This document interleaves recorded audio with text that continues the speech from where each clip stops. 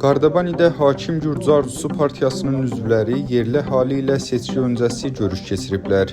Görüşdə Qardabani meri və 4 oktyabrda keçiriləcək seçkilərdə merliyə namizəd David Qarqarateli, eləcə də digər dövlət rəsmiləri və bələdiyyə deputatlığına namizədlər iştirak ediblər. Görüş zamanı çıxış edən David Qarqarateli gələcək planlar və görüləcək işlər barədə əhaliyə məlumat verib.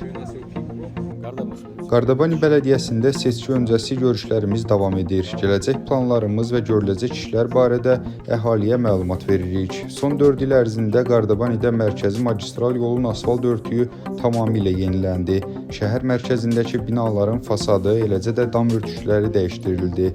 Bütün bunlarla bərabər görüləsi işlərimiz də çoxdur. Əhalinin hakim partiyaya olan dəstəyini görürük və 4 oktyabrda keçiriləcək seçkilərdə qələbə qazanaraq fəaliyyətimizi davam etdirəcəyik.